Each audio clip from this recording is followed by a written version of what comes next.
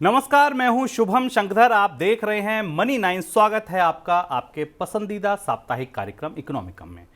अर्थात की नई किस्त के साथ मेरे साथ स्टूडियो में मनी 9 के एडिटर भी आ गए हैं, अंशुमान जी। अंशुमान जी, बहुत स्वागत है आपका। अंशुमान जी से चर्चा शुरू करें और आपको आज मनोहर लाल से मिलवाएं। मनोहर लाल से इसलिए क्योंकि आज अर्थात की शुरुआत मनोहर लाल जी से ही हुई है, उनसे आपको मिलवाएं। उससे पहले बता दें कि शो में खास क्या क्या है।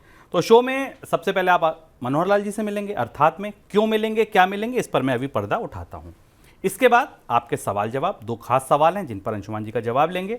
इसके बाद बारी आएगी इनकम की बात की। इनकम की बात खास होनी चाहिए क्योंकि त्यौहार का सीजन है, तो इनकम की बात भी इस बार बड़ी खास है। और चलते चलते एक वेब सीरीज, क्योंकि लंबा वीकेंड होगा, भाई दूज, दिवाली, काफ़ी सारी छुट्टियां होंगी, तो एक वेब सीरीज अंशुमान जी आपको बता के जाएंगे जो आप देख सकते हैं इन छुट्टियों में।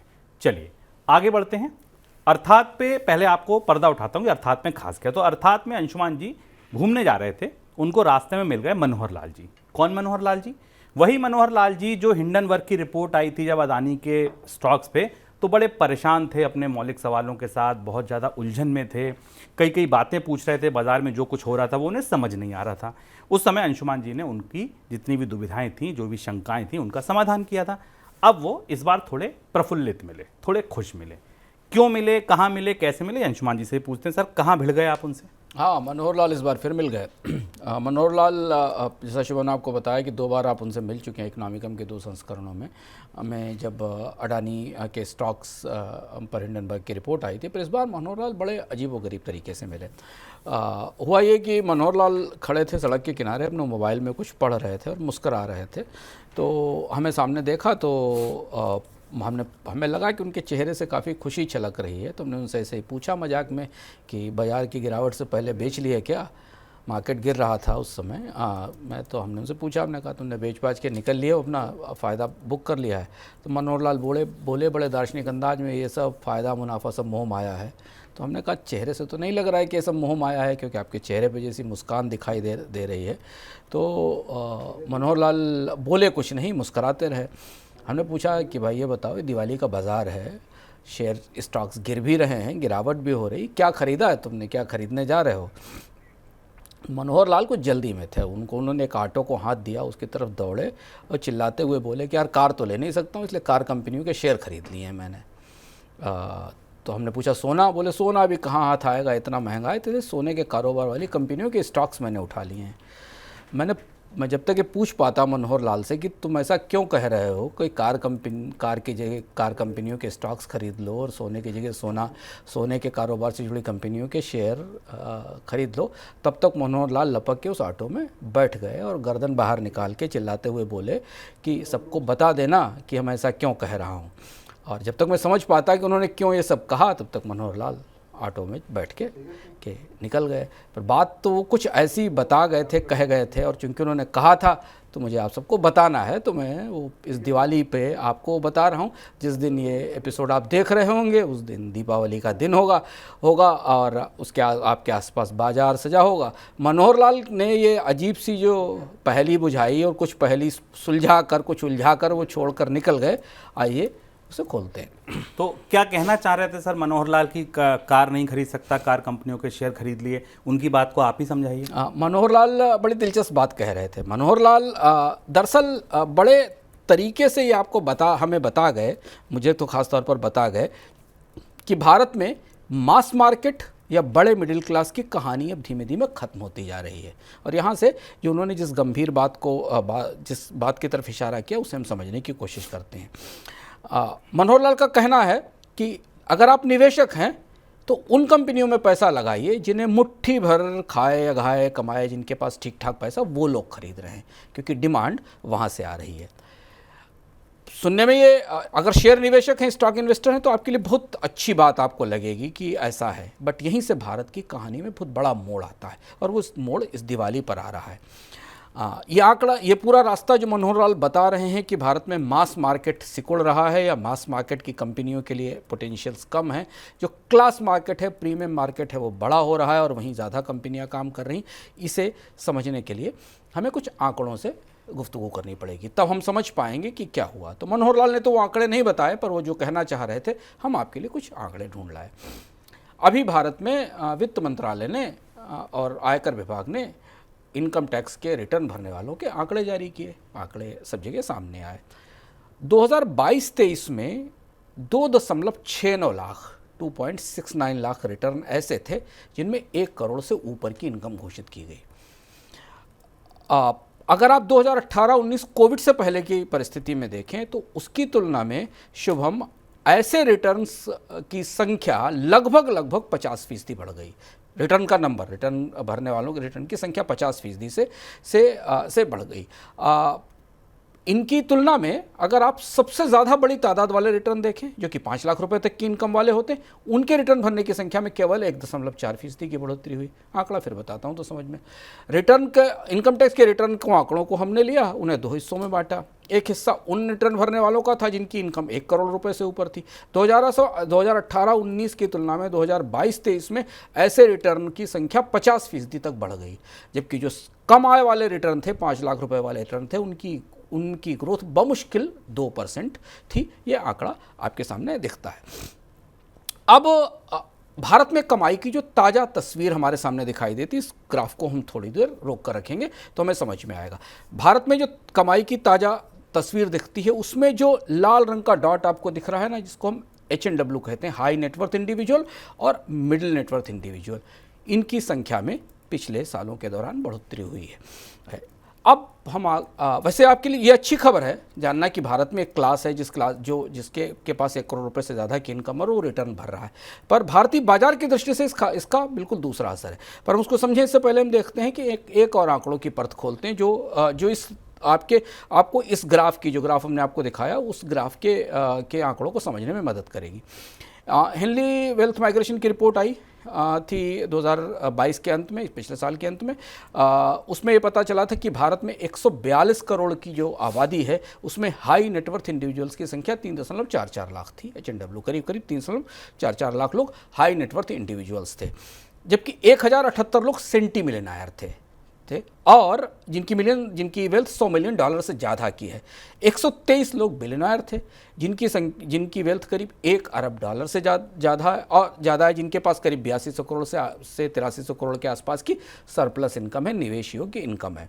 एक और आंकड़ा आया था क्रेडिट स्विस का भारत की वेल्थ के बारे में, जिसमें भारत में ये भी आया था कि भारत में टोटल वेल्थ का में 40.6% हिस्सा 1% लोगों के पास है।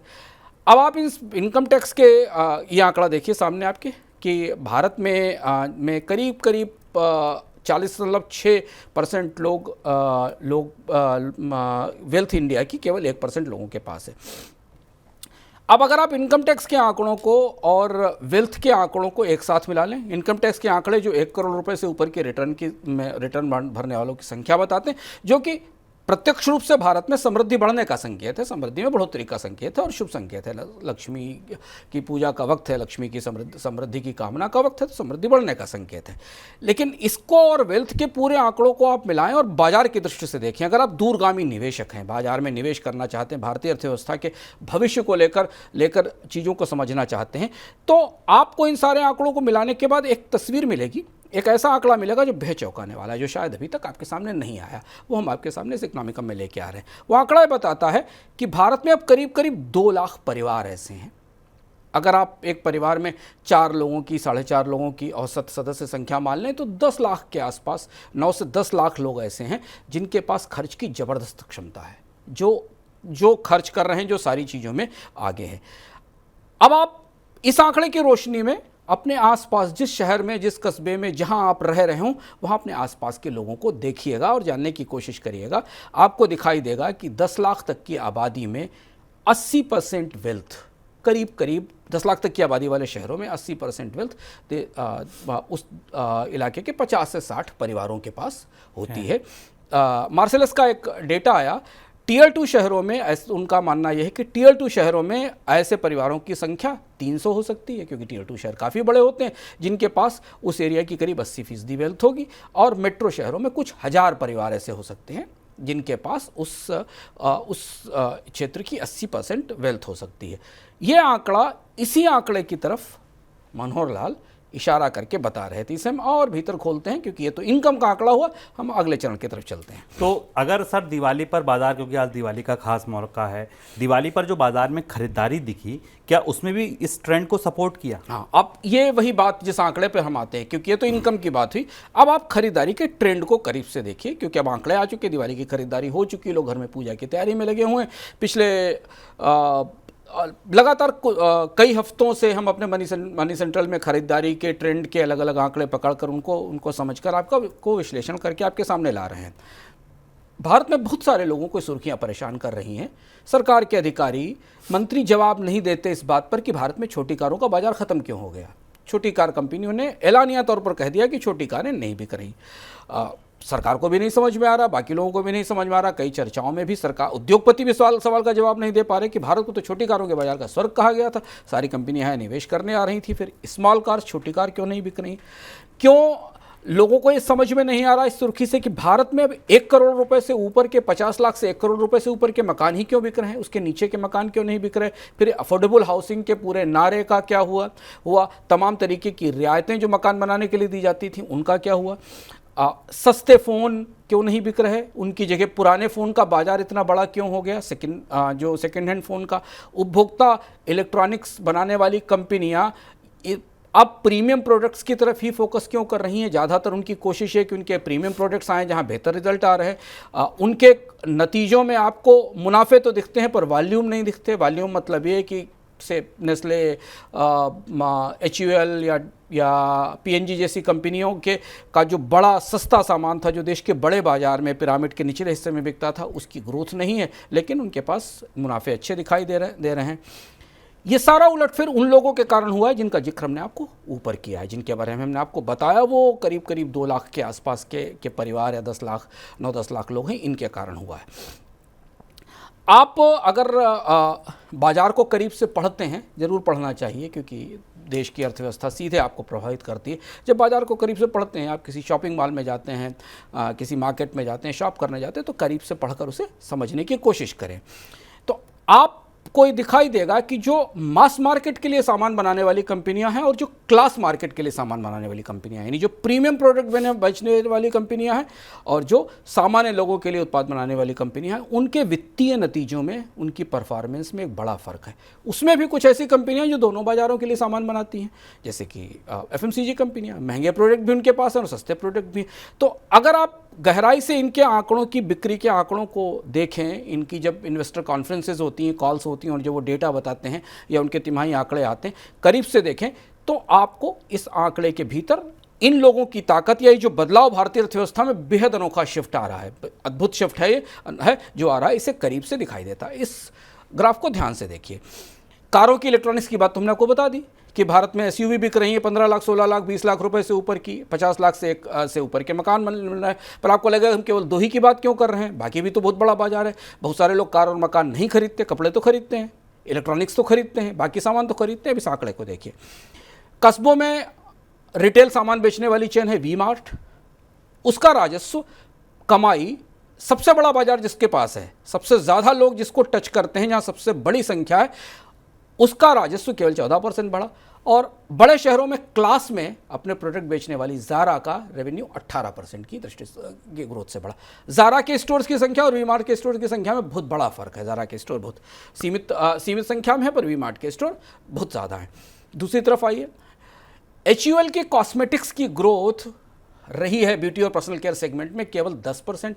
फॉरेस्ट एसेंशियल बेहद प्रीमियम ब्रांड है, 12% की ग्रोथ उसमें दिखाई देती। फुटवियर का फर्क देखिए। रिलैक्सो, जिसको आम आदमी की हवाई चप्पल कंपनी कहा जाता था, उसकी सेल्स ग्रोथ 5% है। और ये बिर्केनस्टॉक, जो कि बड़ी कंपनी है और काफ़ी प्रीमियम शूज़ बनाती, 187% की ग्रोथ दिखाई देती। ऑटोमोबाइल में मारुति सुजुकी 1% से बढ़ी और BMW 5% से बढ़ी, केवल 1% की ग्रोथ दिखती। 2 व्हीलर्स में हीरो मोटोकॉर्प और रॉयल इनफील्ड के आंकड़े को देखिए। ये सारे हमने कुछ सैंपल के तौर पर आपको नमूने बताया, और भी बहुत सारे नमूने हो सकते हैं, पर उनको शामिल करने के लिए काफ़ी समय चाहिए। लेकिन हमने आपको ये जो पूरी बाजार की देगची है, जिसमें डिमांड का, मांग का, खर्च के, खपत की खिचड़ी या चावल पक रहे हैं, उससे हमने आपको कुछ नमूने निकाल कर दिखाए। ये वो नमूने ये बता रहे हैं कि जिन कंपनियों के पास प्रीमियम अच्छे प्रोडक्ट थे उन्हें इस बार अच्छी ग्रोथ मिली। और ये लगातार पिछले 1 महीने से 2 महीने से दिवाली की सेल शुरू होने के बाद, लगभग दिवाली से और पहले, मगर आप माने तो भारत में त्योहारों और उत्सवों का सीजन गणेश चतुर्थी के साथ शुरू हो जाता है, वहाँ से लेकर दिवाली तक के सेल्स के दौरान लगातार डिफरेंट कंपनियां, FMCG, ऑटोमोबाइल कंपनियां लगातार जो आंकड़े रिपोर्ट कर रही हैं वो इसी बात को बता रही हैं। ये जो शिफ्ट आ रहा है कि भारतीय अर्थव्यवस्था अब एक के नाम के शेप के वाहन पर सवार है और इसके ऊपर जो आगे बैठे हुए लोग हैं वही उसकी ड्राइविंग सीट पर हैं। जबकि इससे 7-8 साल पहले भारतीय अर्थव्यवस्था में जो नीचे बैठे हुए लोग थे, जो पिरामिड के नीचे थे, ड्राइविंग सीट उनके पास थी। उन लाखों हजारों लोगों के पास करोड़ों लोगों के पास जिनको भारत का मास या कंज्यूमर मार्केट कहा जाता था, जो थोड़े सामान, छोटे छोटे सामान खरीदते थे, कारें खरीदते थे, बाइक खरीदते थे, कपड़े खरीदते थे, ये ड्राइविंग सीट से उनको हटा दिया गया, हट गए हैं और अब वो के शेप में जो ऊपर के लोग हैं ड्राइविंग सीट पर वो बैठे हुए हैं। तो आपका कहने का मतलब है ये माना जाए कि जो के ऊपर वाले हिस्से में बैठे हैं अब सब कुछ बस वही खरीद रहे हैं। हाँ, ये एक नया ट्रेंड भारत में कर रहा है और ये शब्द भी अब आना शुरू हो गया है। हो सकता है आने वाले समय में आपको ये शब्द सुनाई पड़ेगा, अगर आपने ध्यान से बाजार को करीब से पढ़ा होगा तो आपको दिखाई देगा। भारत में एक नया वर्ग उपलब्ध हुआ है जो कंपनियों का नूरे नज़र है। कंपनियां उनको ऐसे दुलार कर अपने साथ लाने की कोशिश कर रही हैं। उस वर्ग को आप सुपर स्पेंडर कह सकते हैं। भारत में कंज्यूमर से हम सुपर स्पेंडर की जर्नी पर चले गए। मास कंज्यूमर कहीं पीछे छूट गया, सुपर स्पेंडर सामने आ गया। सुपर स्पेंडर ऐसा है जो लगभग हर चीज़ पर खर्च कर रहा है। वही इंश्योरेंस भी कराता है, वही म्यूचुअल फंड भी लेता है, वही कार भी बदल लेता है, वही मोबाइल फ़ोन भी, आईफोन का नया मॉडल आने के बाद वही नया मॉडल भी लेने जाता है, वही जोमेटो से हर महीने हफ्ते में 3 बार 4 बार ऑर्डर करता है, वही अमेजन से शॉपिंग भी करता है, वही आपको शॉपिंग मॉल्स में या थिएटर्स में टिकट लेते देखता है, करते देखता है। अब इंडसइंड बैंक और इसकी ब्लूम की एक रिपोर्ट आई था जिसको हम पढ़ने की कोशिश कर, इंडस वैली और ब्लूम की एक ताज़ी रिपोर्ट आई जिसको हम खंगालने की कोशिश कर रहे थे। उसके हिसाब से ऐसा माना जा रहा है कि भारत में करीब 3 करोड़ परिवार ऐसे हैं जो सुपर स्पेंडर हैं और इन 3 करोड़ परिवारों की खपत यहाँ है और इसके बाद एकदम तेज़ी से खपत का ग्राफ नीचे गिर जाता है। तो ये 3 करोड़ लोग सब कुछ खर्च कर रहे हैं। यही 3 करोड़ लोग अधिकांश सेवाओं का, अधिकांश उपभोक्ता सेवाओं का, तकनीक का इसका इस्तेमाल कर रहे हैं। इंडस वैली की रिपोर्ट जो ब्लूम रिपोर्ट है बता रही है कि इन 3 करोड़ लोगों से बाहर खपत बहुत कम है, बेहद छोटी, एकदम सिकुड़ जाती है। जैसे इन 3 करोड़ लोगों तक तो आईफोन है, पर इसके नीचे जाते ही लोग पुराने फ़ोन खरीदने लगते हैं। फिर उसके बाद इसके नीचे वो लोग आ जाते हैं जिनके लिए 15,000 रुपये का स्मार्टफोन भी अफोर्ड कर पाना असंभव हो जाता है, तो वो फीचर फ़ोन की तरफ लौट जाते हैं, पुराने फ़ोन खरीदते हैं। इन 3 करोड़ लोगों तक तो आपको SUV वाहनों की बिक्री दिखाई देगी, पर इससे नीचे अचानक ऐसे लोग आ जाते हैं जिनके लिए अब 70-75 हज़ार रुपये की बाइक भी अफोर्ड करना मुश्किल हो जाता है। यही वजह है कि आंकड़े बताते हैं कि कार, मकान, ऑनलाइन शॉपिंग, हवाई यात्रा, म्यूचुअल फंड, ये सब इन 3 करोड़ लोगों के बाजार को निगाह में रखकर तैयार भी किया जाता है, इन्हें टारगेट भी किया जा सकता है। जैसे ब्लूम की रिपोर्ट ने पाया कि UPI पर 44% ट्रांजैक्शन, बहुत बड़ा नंबर UPI का आपके सामने आता है कि UPI से इतने ट्रांजैक्शन हुए, पर आंकड़े बताते हैं कि UPI पर 44% ट्रांजैक्शन केवल 6.5% लोग करते हैं। टोटल UPI का जितना बेस है, UPI सबके फ़ोन में है, पर ट्रांजैक्शन करने वाले लोग केवल 6.5%, जो 44% ट्रांजैक्शन जिनके पास हैं छोटे बड़े हैं। जोमेटो पर केवल 5% लोग ऐसे हैं जो सप्ताह में 1 बार ऑर्डर करते हैं, केवल 5% लोग ऐसे हैं। तो ये जो 5% लोग हैं, यही जोमेटो का टारगेट है। जोमेटो इन्हीं को गोल्ड मेंबर और तरह तरीके की सुविधाएं देने की कोशिश करता है। भारत में केवल 1% आबादी ऐसी है जो 45% उड़ानों का इस्तेमाल करती है, यानी जितनी सीटें इंडिया में अवेलेबल हैं फ्लाइट्स में, वो 1% पॉपुलेशन ही उसको बार बार रिपीटेडली यूज़ करती है। 22% राष्ट्रीय आय भी लगभग 1% लोगों के पास है। केवल 2.6% लोग ऐसे हैं जो म्यूचुअल फंड में निवेश करते हैं। तो ये आंकड़ा में बताता है, ये आंकड़ा भी देखिए, चार्ट भी देखिए कि जो ब्रॉड यूज़र बेस है वो कैसे बहुत सिकुड़कर एक बहुत सीमित हिस्से के पास केंद्रित रह गया, एक सीमित हिस्से के पास है। तो एक तो भारत में ज़िंदगी को बेहतर करने वाले सामानों की का पेनिट्रेशन वैसे भी बहुत कम है। अगर आप अमेरिका की तुलना में आज से 50 साल या 100 साल पहले के अमेरिका से तुलना करें तो जितने % लोगों के पास टीवी तब थे, हम आज उसके पास खड़े हुए। तो एक तो जो बेहतर ज़िंदगी को बेहतर बनाने वाले सामानों की खपत वैसे भी कम है। केवल अब जो आंकड़े आए हैं कोविड के बाद के, वो हमें बताते हैं कि केवल 16% फैमिलीज ऐसी हैं जिनका जीवन स्तर लगभग मध्य वर्ग के करीब है। ये आंकड़े देखिए आप, तो आपको दिखाई देगा कि भारत में हाउस होल्ड्स के पास किस तरीके की ओनरशिप है। 8% हाउस होल्ड्स के पास केवल कार की ओनरशिप है, एसी कूलर की 24% लोगों के पास है। अब हो यह रहा है कि जो भारतीय अर्थव्यवस्था में जितने ग्रोथ के पिछले साल आए थे, पिछले 2 दशकों में, और जो डिजिटल अर्थव्यवस्था का फ़ायदा आया था वो धीमे धीमे अब ख़त्म हो रहा है और इसके फ़ायदे कुछ लोगों तक सीमित हो गए हैं। और इसलिए जब भारतीय अर्थव्यवस्था ने सबसे बड़ा झटका पिछले 25 साल का झेला कोविड के दौरान और मंदी आई, तो मंदी के बाद वो उन फायदों के सबसे करीब जो बैठे हुए लोग थे वो के शेप रिकवरी में ड्राइविंग सीट पर आगे आ गए। और ये लोग अब सुपर स्पेंडर हैं और इन सुपर स्पेंडर को ये दिवाली भारत की कंपनियों के लिए बहुत सारी इंसाइट लेकर आएगी। और इसके बाद ये सुपर स्पेंडर्स शायद भारतीय कंपनियों के निगाहों में सबसे आगे रहेंगे, ऐसा दिखता है। कमाई के साइड से आपने समझा दिया, खर्च के साइड से आपने समझा दिया, बिक्री के साइड से आपने समझा दिया कि ये जो बाजार है अब सुपर स्पेंडर का रह गया। कुछ ही लोग ऐसे हैं जो बाजार को कंट्रोल कर रहे हैं या सब कुछ खरीद रहे हैं, मान लीजिए। लेकिन ऐसा हुआ क्यों? ये सबसे बड़ा सवाल है और इस सवाल पर अब तो कंपनियों के बोर्ड्स के अंदर भी, सेल्स के अंदर भी, बाकी जगह भी चर्चा हो रही है। तो अगर आप इनकम टैक्स के आंकड़े देखें, जीएसटी के आंकड़े देखें, तो वो शायद आपको भारतीय बाजार के भीतर की तस्वीर नहीं बताते हैं, क्योंकि जीएसटी का आंकड़ा तो ग्रॉस में आता है। कार बिकी सबसे ज़्यादा जीएसटी मिला, आटा बिका सबसे कम जीएसटी मिला। तो जिस प्रोडक्ट पर सबसे ज़्यादा जीएसटी, उससे सबसे ज़्यादा रेवेन्यू आता है और रेवेन्यू आपको बढ़ता हुआ दिखाई देता है। जब इनकम टैक्स का संग्रह बढ़ता तो भारत में तो बमुश्किल 10% 5% तो आबादी ऐसी जो इनकम टैक्स के दायरे में आती है, जो इनकम टैक्स पे करती है। तो इसलिए इनकम टैक्स के पेयर्स की बहुत ज़्यादातर आबादी तो इनकम टैक्स की जो थ्रेशोल्ड लिमिट है उससे बाहर ही उसकी इनकम होती है। तो इसलिए हमें दिखाई देता। हम मतलब उम्मीद ये थी, शुभम, ये माना जा रहा था कि हम भारत को एक बड़े कंज्यूमर मास मार्केट में बदलेंगे और वो बदलाव भारत को एक ह्यूज बेस, कंजम्पशन बेस के तौर पर लाएगा। 1991-92 से लेकर 95-96 तक, इवन 2000 तक भारत की सारी पिचिंग पूरी दुनिया में पिच ये था कि इंडिया अनटैप्ड कंज्यूमर्स का मार्केट है। ऐसे लोग जिनकी अगर 100 रुपये भी इनकम बढ़ेगी, 50 रुपये भी इनकम बढ़ेगी, तो अपनी ज़िंदगी बेहतर करने के लिए खर्च करेंगे। अगर वो साल में 2 बार शूज़ खरीदते हैं तो साल में 4 बार शूज़ खरीदेंगे। अगर वो साइकिल पे चलते हैं तो बाइक खरीदेंगे, बाइक पे चलते हैं तो छोटी कार खरीदेंगे, किराए के मकान में रहते हैं तो अपना मकान खरीदेंगे। अपनी ज़िंदगी बेहतर करने की ललक भारत में सबसे ज़्यादा लोगों के पास होगी। अब हम इस बाजार की बढ़ोतरी रुकी और हम अचानक पलटकर फिलहाल इस दिवाली तक 3 करोड़ सुपर स्पेंडर्स के बाजार में बदल गए। 142 करोड़ की आबादी में भी अगर आप माने कि करीब 80-90 करोड़ लोग ऐसे हैं जो स्पेंड कर सकते हैं, खर्च कर रहे होंगे, थोड़े बहुत भी खर्च कर रहे होंगे, उनके बीच में हम 3 करोड़ के सुपर स्पेंडर बाजार में बदल गए। और माना जा रहा है कि इसके बाद जो 5 करोड़ लोग बचते हैं, 3 करोड़ क्या आ गए, वो एवरेज कंजम्पशन वाले लोग हैं, औसत खपत वाले लोग हैं ना। वो सुपर स्पेंडर भी नहीं और बहुत खराब स्पेंडर भी नहीं, औसत खपत के लोग हैं जिनके पास सब कुछ नहीं पर थोड़ा बहुत वो खर्च कर सकते हैं। अब इस बदलाव के जो सबसे की वजह क्या और इसके नतीजे क्या हैं, जो हमें समझना ज़रूरी है। ऐसा लगता है, सरकार की तरफ से कोई आंकड़ा नहीं आया, रिजर्व बैंक ने भी इस फिनोमेना पर अभी बात नहीं की। शायद पहली बार हम इस तरीके के विश्लेषण को लेकर आपके सामने आ रहे हैं। हालांकि कहीं ना कहीं कंपनियों के बीच में, निवेशकों के बीच, क्योंकि स्टॉक इन्वेस्टर्स काफ़ी फ्यूचर का देख कर बात करते हैं, तो उनके बीच में इसकी चर्चा शुरू हो गई। ऐसा लगता है, जो महसूस हुआ कोविड के दौरान, कोविड के बाद भी, कि बीते 20 साल में भारत की जीडीपी में जो बढ़ोतरी हुई उसका अधिकांश फ़ायदा इन 2 से 3 लाख परिवारों तक सिमट गया।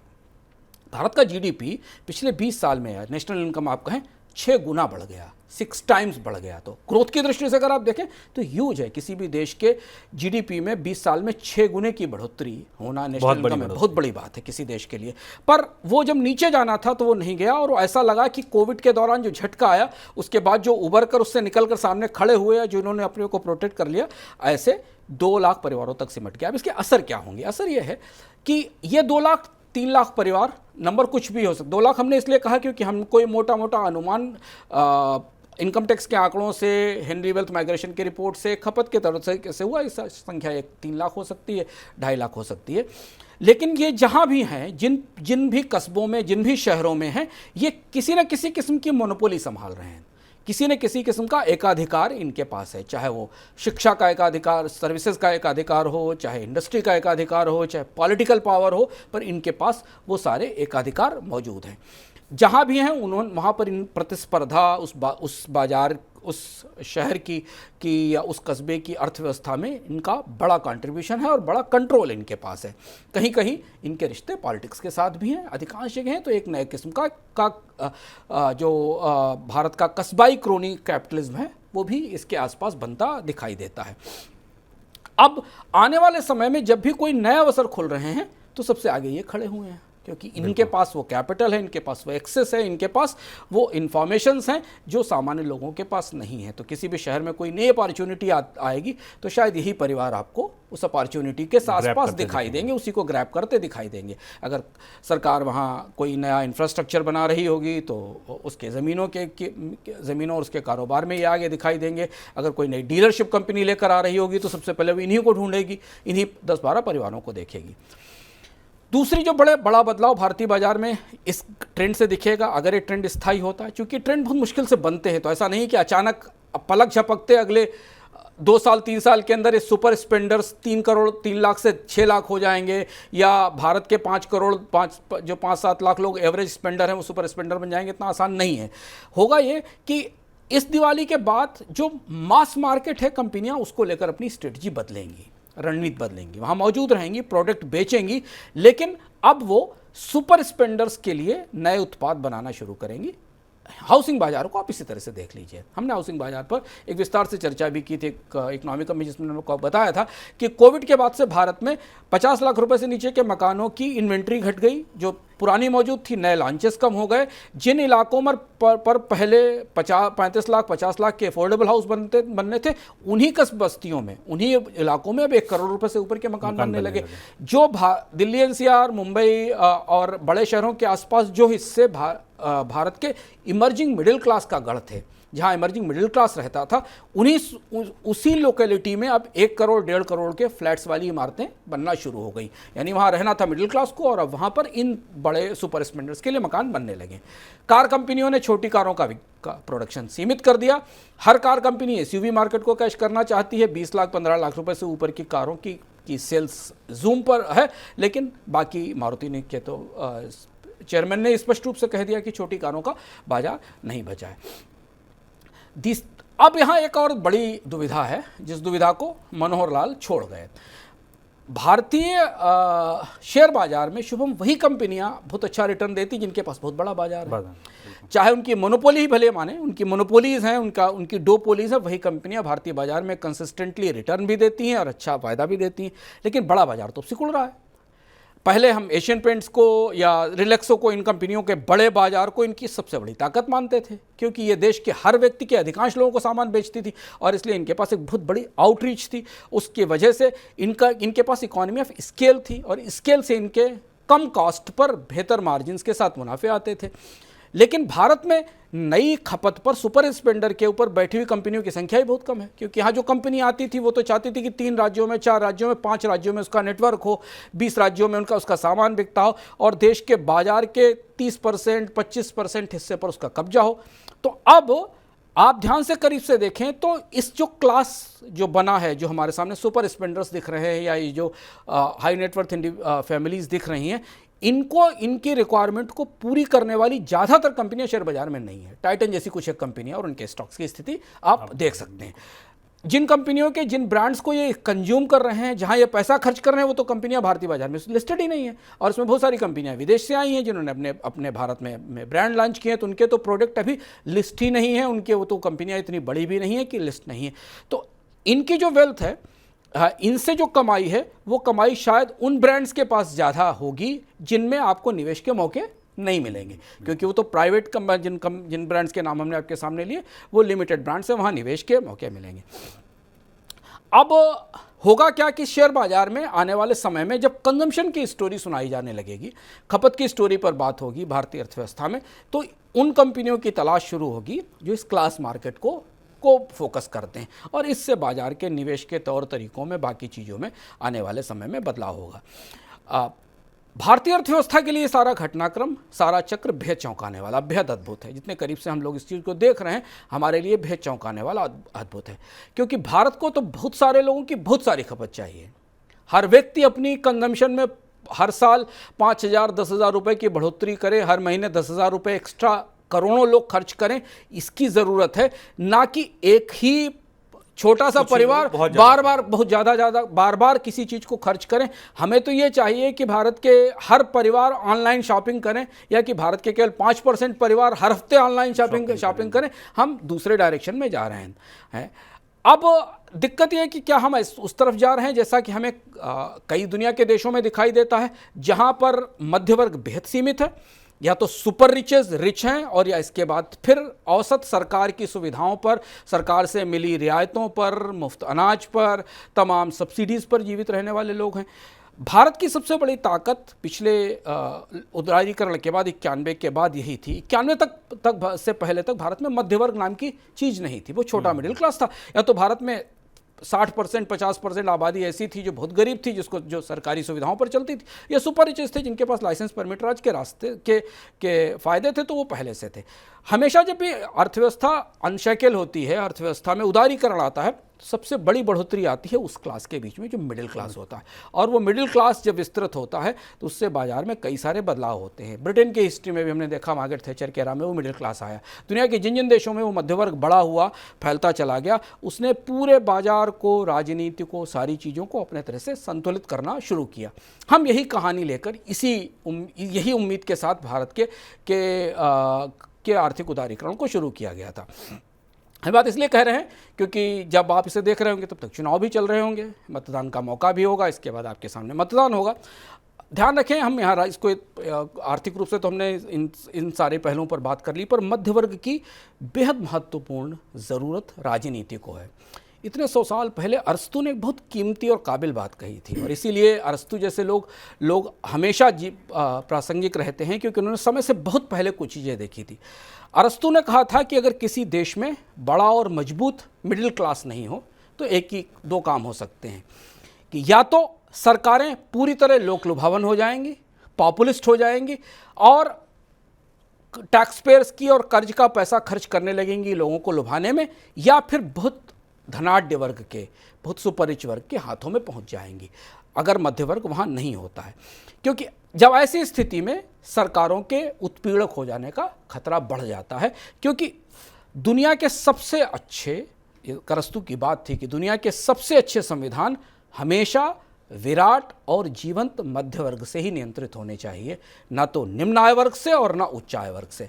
तभी वो देश सफल होते हैं जिनका मध्य वर्ग जीवंत और विराट होता है। कोविड ने भारत की मिडिल क्लास स्टोरी को पूरी तरह शेक कर दिया है। अब ये कहानी यहाँ से किस तरीके की का टर्न लेगी, भारत की खपत में बड़े बदलाव कैसे आएंगे, चीज़ें इतनी तेज़ी से नहीं बदलती, बदलने में समय लगता है। अगले 2-3 साल में हमें दिखाई देगा कि हम क्या वापस उस पटरी पर लौट पाए कि नहीं। लेकिन फिलहाल भारतीय अर्थव्यवस्था के लिए बड़ा टर्निंग पॉइंट है, भारतीय बाजार के लिए बहुत बड़ा टर्निंग पॉइंट है, जो इस दिवाली की रोशनी में आप पढ़ने की कोशिश जरूर करिएगा। बिल्कुल, जब हम ऐसी कोई सुर्खी पढ़ते थे कि सस्ते मकान नहीं बिक रहे हैं, बड़े बिक रहे हैं, या जब हम ऐसी खबरें पढ़ते थे कि जब सस्ते मोबाइल नहीं बिक रहे हैं, आईफोन के नए बिक्री के रिकॉर्ड बन रहे हैं, तब हम इसको के शेप रिकवरी सुनते थे, एक सुर्खी मानते थे। लेकिन वो कितना दूरगामी इसके परिणाम हो सकते हैं, अर्थव्यवस्था कैसे बदल सकती है, ये आपने इस इकोनॉमिकम को सुनने जानने के बाद समझ लिया होगा। अब सवाल जवाब की बारी। सर, हार्दिक बंसल का सवाल है, क्या भारत सैटेलाइट से इंटरनेट और सर्विलांस के मामले में 5 साल में आत्मनिर्भर बन सकता है? अब ये चुनौती इसरो की है। अगर आप व्यवहारिक रूप से देखें तो भारत को चंद्रयान, सूर्य मिशन, इनकी तुलना में इन मिशनों पर, ये जो मिशन है इन पर ज़्यादा निवेश भी करना चाहिए, तैयारी भी करना चाहिए। क्षमताओं की कमी नहीं है, इसरो के पास क्षमता है। जब इसरो चंद्रमा तक यान भेज सकता है, सूर्य के आसपास मिशन ला सकता है, तो सैटेलाइट इंटरनेट के लिए, सैटेलाइट लॉन्च करने के लिए, सर्वेलांस सैटेलाइट लॉन्च करना कोई बड़ी बात नहीं, क्योंकि ये तो एलईओ सैटेलाइट्स हैं जो लोअर अर्थ ऑर्बिट में है, और ये तो अब इंडस्ट्रियल लेवल पर प्रोड्यूस होने लगे हैं।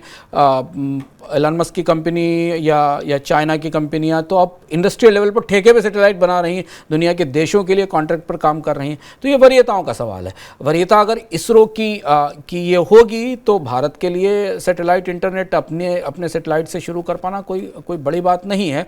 और इसीलिए स्पेस की पूरी दुनिया में अगर आप ध्यान से देखें, जो हमने उसमें बताया भी था कि पिछले 10-20 सालों में दुनिया में बड़े अंतर्राष्ट्रीय स्तर पर भी बड़े मिशंस नहीं आ रहे हैं स्पेस के। आर्टेमिस पर अब काम शुरू हुआ है, जिसकी जो बड़ा मिशन काफ़ी समय के बाद अमेरिका से होने वाला है। ज़्यादा कोशिश ये है कि जो पास का अंतरिक्ष है जिसमें आर्थिक क्षमताएं हैं उसका सबसे ज़्यादा दोहन किया जाए, और इसरो को अपनी वरीयताओं में शायद उसे शामिल करना पड़ेगा। मुनेंद्र का अगला सवाल है, क्या बड़ी एफएमसीजी कंपनियों की बिक्री ना बढ़ने का एक कारण स्थानीय ब्रांड की तेजी से बढ़ना नहीं है? स्थानीय ब्रांड्स के फिनोमेना को हमें देखना पड़ेगा, क्योंकि 2020 तक भारत के स्थानीय ब्रांड्स का अस्तित्व सीमित हो गया था। आपको याद होगा भारत के बाजार में जो लोकल ब्रांड्स थे उनकी बड़ी एफएमसीजी कंपनियों ने टेक ओवर किए थे, जिसमें कि हिंदुस्तान लीवर ने बंगाल के काफ़ी ब्रांड्स टेक ओवर किए थे, डाबर ने कुछ ब्रांड टेक ओवर किए थे, अलग अलग कंपनियों ने ब्रांड टेक ओवर किए थे। और उसकी वजह ये थी कि तब वो मास मार्केट, जिसकी स्टोरी हम आपको बता रहे थे, मास मार्केट फ्लोरिश कर रहा था, और वहाँ जो छोटे स्थानीय मसाले बिकते थे उनका बड़ा बाजार था। उस बाजार में पहुंचने के लिए कंपनियों को इन ब्रांड्स की जरूरत थी। लेकिन अब वापस हम मास मार्केट में एक दूसरी तस्वीर देख रहे हैं। हो सकता है इस तस्वीर का नतीजा आने वाले समय में ये दिखाई दे कि वापस छोटे छोटे लोकल ब्रांड आना शुरू करें, या अनपैक्ड ब्रांड आना शुरू करें। उसमें क्वालिटी के और बहुत सारे इश्यूज भी होंगे, वो आना शुरू करें, क्योंकि जब ये बड़ी कंपनियां सुपर स्पेंडर्स पर या प्रीमियम प्रोडक्ट्स पर ज़्यादा ध्यान देंगी तो यहाँ नए ब्रांड्स को शायद बनने का मौका मिले। ये चरण भी आ सकता है। लेकिन फिलहाल तो अभी स्थिति ये है कि लेकिन ये चरण आने से पहले में ये भी देखना होगा कि जब लोकल ब्रांड्स की जिस फिनोमेना की हम बात कर रहे हैं, तब भारत में ऑर्गेनाइज्ड रिटेल नहीं था। तब भारत में परचून की दुकानें थी, यहाँ से सामान बिकता था और वहाँ से मसाले और छोटे ब्रांड बिकते थे। अब यह है कि इस फिनोमेना के साथ भारत में ऑर्गेनाइज्ड रिटेल तो आ गया। हर मोहल्ले में, हर शहर में 1-2 ऑर्गेनाइज्ड रिटेल की शॉप्स बनी हुई हैं, चाहे वो भले ही लोकल ब्रांड की हों। तो ये देखना होगा कि ये स्थानीय ब्रांड कैसे खड़े हो सकते हैं। लेकिन फिलहाल अभी कोई बहुत मजबूत लोकल ब्रांड जो रीजनल लेवल के ऊपर खड़ा हो आपको दिखाई देता हो, जैसा आपको 2015-16 के 17 के दशक में दिखता था। चाय के बेहद पावरफुल लोकल ब्रांड थे, कॉस्मेटिक्स के बहुत मजबूत स्थानीय ब्रांड थे, वैसी परिस्थिति अभी दिखती नहीं है। अगला पड़ाव इनकम की बात, यहाँ क्या खास? इनकम की बात में इस बार आप गोल्ड सेंट्रल जरूर देखिएगा, क्योंकि ये इकोनॉमिकम के तत्काल बाद आपको मिलेगा। दिवाली का दिन है, शुभ मौका है लक्ष्मी के आगमन की, लक्ष्मी के पूजा का वक्त है। सोना इस साल की सबसे बड़ी खबर है, सबसे बड़ी सुर्खी है, राजनीतिक रूप से भी, आर्थिक रूप से भी, वित्तीय रूप से भी। इस बार का खास गोल्ड सेंट्रल खास तौर पर दिवाली स्पेशल है। इस दिवाली स्पेशल में हमने सोने की पिछले पूरे 1 साल में क्या हुआ, इस दिवाली और इस दिवाली के बाद सोने का परिदृश्य क्या होने वाला है, 2-2 युद्धों की रोशनी में दुनिया की सबसे बहुमूल्य धातु कैसे चमकेगी, आपके लिए निवेश की क्या संभावनाएं हैं। सोना अब 2016-17 वाला सोना नहीं है, डिजिटल गोल्ड भी उतना ही बिक रहा है, गोल्ड बॉन्ड्स भी उतने ही बिक रहे हैं जितना कि फिजिकल गोल्ड बिकता है। सोने के बारे में आपके दिमाग में कोई भी सवाल, किसी भी तरीके का सवाल हो तो इस बार गोल्ड सेंट्रल जरूर देखिए। यहाँ उन सारे सवालों का जवाब मिलेगा और आपको मिलेगा रास्ता कि सोने में निवेश करने के लिए आपको क्या करना चाहिए। सर चलते चलते कोई एक खास वेब सीरीज आप और बताने वाले थे? इस बार की वेब सीरीज है all the light we cannot see. अगर आपके पास समय है और छुट्टियां हैं तो नेटफ्लिक्स पर ये सीरीज़ ज़रूर देख जाइए।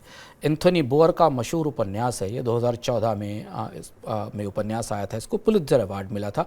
विज्ञान, फैंटेसी, युद्ध और भावनाओं से जुड़ी हुई बेहद दिलचस्प सा उपन्यास है, जिसमें एक नेत्रहीन लड़की की कहानी है। इसके आगे हम आपको स्पॉइलर नहीं देंगे, लेकिन इस उपन्यास को कई मामलों में भाषा की दृष्टि से, लेखन की दृष्टि से जितना महत्व मिला, उसी तरीके की ये सीरीज़ है जो दूसरे विश्व युद्ध पर बनी है।